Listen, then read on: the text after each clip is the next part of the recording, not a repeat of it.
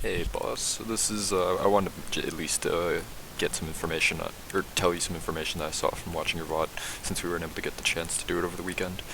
Because I know there's going to be a patch, I believe, coming in this upcoming, well, in less than an hour for me now. So, number one, you're playing Widow here. I see that you played 3 total characters, Widow, Kree, and Pharah, going into this match. So first up, we're on Widow.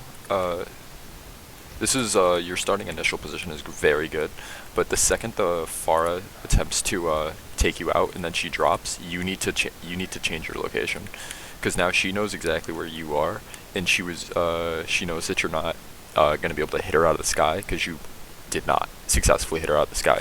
So she's going to be able to try to contest you better.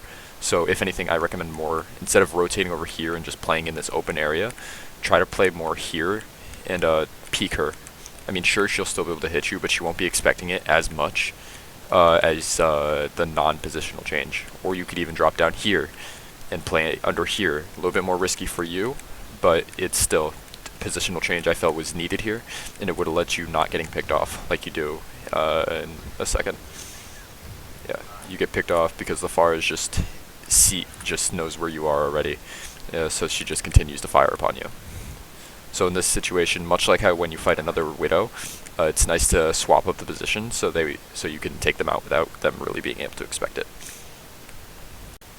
Okay, next up, I think you may remember what this is, but you're, again, in a pretty good position for playing Widow right now. You are holding a good angle on the enemy. You could see the BAP, you can kind of see the Mercy, the Pharah is about to pull up, and you could see Torb and Sega, but it's not really your target.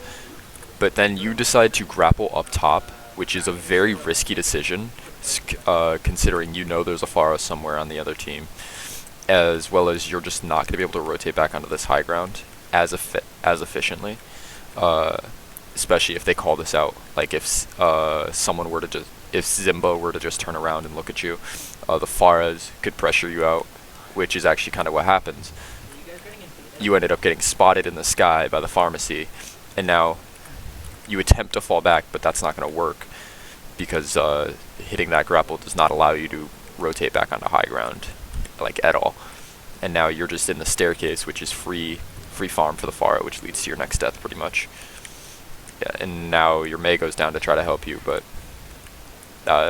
not much is able to happen except for the death of the Pharah. So future reference, just try to hold this up top position versus taking that risky grapple, which led to your second death. Okay, so this next point is you swap to Kree. We're now off Widow and we're on McCree. Or Cassidy, we don't care. So what we're going to watch right now is that your tank and your Mei are going to end up taking actually a good portion of space and hold a decent angle. Holding over here would be a bit better. But what I have to specifically say about you is that you don't actually move up with them like you should have. Instead, you decide to play a little bit of pressure on this Pharah, which sure, it keeps her out of the fight, but instead you're not really providing much value for your team at all, versus if you were playing either up here with your tank or back here, still being able to produce not as dangerous of hits, but still more hits than you're producing back here. So pretty much what I'm trying to say is that you're not providing much of any value in your current position, and when you do decide to finally rotate up, when you start hearing ults being popped, the Graviton Flux is able to actually hit you, and you're going to die because of this as well, because you just get hard focused by the Sigma. So you're playing way too passive in this situation, is all I really have to say for this. Okay, this next one is also under positioning. So this is very risky positioning that I felt you decide to take. You decide to extend out here, where you're just kind of in the sightlines of the Sigma, almost the Torbjorn, and the Pharah. All 3 of them just have pretty much clear view on you, just because you're standing out in basically their visible choke line, as we could see here. So they take advantage of you being there, and now you're forced to use your dive, or whatever the fuck it's called, roll, to get out, and now you have to wait for your supports to heal you up. So instead of holding this position here, I suggest that you could have been holding either back here, playing this wall on stairs, Sure, you're a bit further back, you may have a little bit of damage fall off on some of them, but you'll still be able to poke at the enemy while waiting for your tank to come back, who is not currently with you. You could be playing up here as well, doing the same thing, pretty much the same situation. Or if you want to be a little bit more aggressive, but if you want to also be playing it safe, you could be playing right around this corner. You'll be able to do the maximum amount of damage, and if they do want to kill you, they'll have to extend it out past this choke and into your enemy Mei and Bap, who's able to see them, as well as you, where you could just roll back up onto these stairs or roll back here so your supports can see you better. Yeah, so this positioning here could have been more just better overall, which I do believe kind of leads to your death. I don't remember, but that's not really important right now, because, yeah. Okay, next point. Okay, this is a little bit after they start pushing car into the point. So we're gonna watch you roll off the off high ground here. From what I know, and from what you know, and from what we can see right now, I can see very minimal reason to drop down. Sure, Sig is walled off, and sure, you probably heard that in comms. I don't know if you're in comms or not, but I feel that you did not need to drop off this high ground to give up a better position just to kill a tank that is likely to survive, or that has a high, not likely, but has a high chance of survivability. Especially if you were to just drop down here and sure, you pick off the tank, but now what? Torb is still Torb can still see you. Once that wall drops, the turret will be on you. Pharah is going to see you. Mercy is going to be on the Pharah, and Bap is going to be able to see you. You have 4 things that are going to be able to look at you, and you're not going to have much opportune position because you can't really rotate up here without being in a worse position for yourself, and then dropping back puts you in a not great position until the car's pushed forward. So I feel that you did not need to drop off this high ground just to assist with the Sigma kill.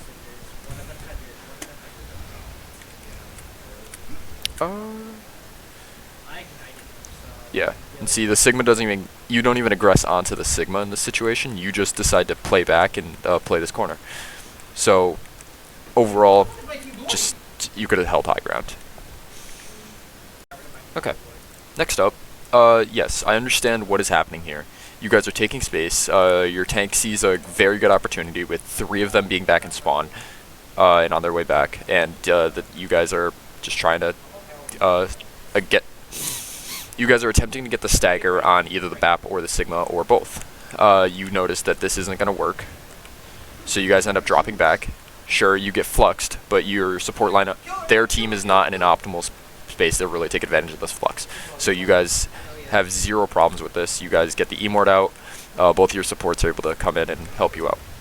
So this is all good gameplay.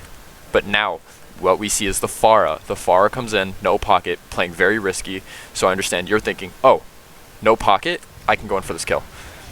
So that's what we're actually going to see here, is that you're going to go in for this kill. But I found that this was a little bit unnecessary, considering you need to extend up and into an inopportune position for yourself yet again, like you normally do, which ends up getting you killed. You are now that we see that the Pharah has a pocket on her, as well as this BAP is now capable of looking at you. Sure, there's no turret, and this Torb is also behind you. So you overextend into a position to hopefully get a kill that ends up getting yourself killed. So just again, another very risky play where I felt if you just stayed back here instead and helped with this Torbjorn, would have been just much safer and much more useful for your team over being, I guess, what you would call kill thirsty. Okay. This is pretty much the same one as the point prior to the kill thirsty one. You're going to basically hold high ground. Yes, you're right now what you're doing while they're up top, just picking off that Rhine shield is very good. But why do we need to drop off yet again? We know that they're all over there. We know no one's back here. No one's trying to push point at the moment. So I don't see why we need to drop off of high ground yet again and drop back into a less opportune position for ourselves instead of taking aggression. We could have continued to hold this point, especially now that the Pharah is down, so there's really not much to contest you up top. And now we're just down with the rest of our team versus holding the high ground, splitting their focus. So, again, just no need to drop off the high ground, especially when we have noon. We could have played patiently and just waited. It doesn't cost you your life, but you're just now in an inopportune position to like be doing chip damage. Yeah, that's about it. Just holding high ground is beneficial to your team versus being on the low ground. Okay, we're now on attack and your Genji gameplay here. So number one, I only have 1 point on Genji. I don't know how much you play any of these characters at all, so I'm just gonna say this: your target focus on Genji is way off. You should be looking for neither of the characters that you're about to dash onto. Yeah, both of these characters right here, the Reaper and the Reinhardt, are not your target. These three are your target. Reaper has Wraith to get out of your situations, and plus he can do massive damage onto you if given the opportunity. If you don't have deflect, he will melt you. Rein just has more health, has a much greater health pool than you, so he'll just survive pretty much all your hits. Genji doesn't do bad damage, but it's not optimal enough to kill a Reinhardt who also has 2 supports that can look at him. You should be looking to dive onto the supports and disrupt their healing, primarily the Baptiste, or disrupt the Torbjorn from doing any damage to your team, instead of disrupting the Reaper, which is going to end up getting you to drop back.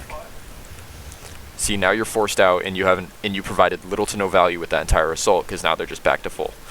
So we need to learn how to target focus and or target priority as Genji.